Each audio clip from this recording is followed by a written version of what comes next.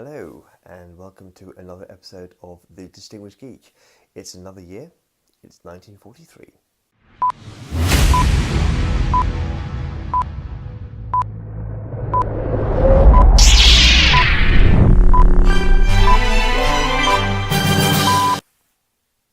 So in 1943, the creators of the Submariner, Captain America, and Human Torch were now in the army.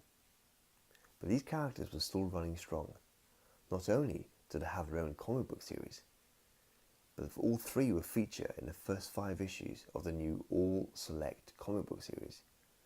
Somewhat lesser known characters, such as the Destroyer and the Wizard, will also feature, and it marked the final appearance of the original Black Widow.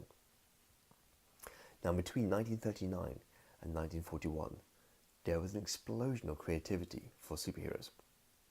But the people who were responsible for this explosion were now in the armed services. Vince Varga has stepped up as editor-in-chief while Stan Lee was away. No significant characters were released. Kid Comics, starring Captain Wonder, came out. It merely lasted 2 issues. Timely Productions were diversifying their line to new audiences. They released Super Rabbit, part of the funny animals genre, and Miss America, designed for the young female readers. In January, Basil Wolverton's character, Powerhouse Pepper, which debuted the year before, won a comic book series, but got suspended by the first issue. Powerhouse Pepper, a boxer with superhuman strength, not very smart but a heart of gold, he would appear in other comics, but his own series wouldn't be revived until 1948. In February, Kid Comics issue number 1 came out, starring Captain Wonder. His origin story was that his name was Professor Jordan. He had the strength of a grasshopper and the spine of a jellyfish. Until he got exposed to his own wonder fluid, he gained the strength of 12 men, and he saved his town from a master villain called Mr. Death. This series will last 2 issues. Now, for some reason in the 1940s, rabbits were very popular.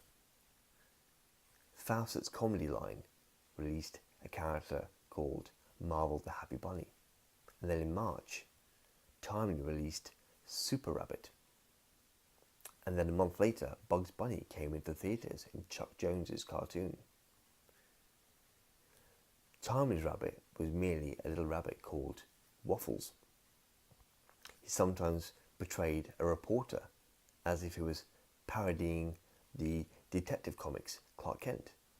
He would also be a shoeshine boy, anticipating the arrival of the superhero Underdog by the Carlton Comics. However, when Super Rabbit would rub his magic ring, he would grow into a more robust rabbit, living in a world of funny animals, fighting animals which were crooks, and even animals which were Nazis. Not only did Super Rabbit remain the hero featured on the cover of comedy comics, but he was Timely's leading character in the 1940s. He also appeared in Timely's other humour comics, such as Crazy Comics, Comic Capers, Illustrated Funny Comic Tudes, and All Surprise Comics. He even outlasted other Golden Age stars, with his final story appearing in late February 1952 in It's a Duck's Life. In the autumn, the All Select Comics issue 1 came out. Now, even though Captain America, the Submariner, and Human Torch were featured on the front cover, they actually would never be in the same story. It wasn't until Stan Lee came back from after the war that he would team them up together. And finally, in November, Miss America came out. Miss America was intended to become Captain America's counterpart. Born in Washington, D.C., an heiress, Madeline Joyce, she got struck by lightning while tinkering with an experimental device and gave her the ability to fly and become a superhuman strength. Miss America became Timely's first ever female heroine. There we go, guys. So that's it. So that's 1943.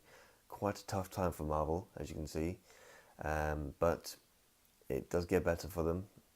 So next week, the next episode will be 1944. So be interesting to see how Marvel gets out of this little tight situation. But there we go, guys. Right, thank you very much for watching once again. If you'd like to like, share and subscribe, and I'll see you soon. Goodbye.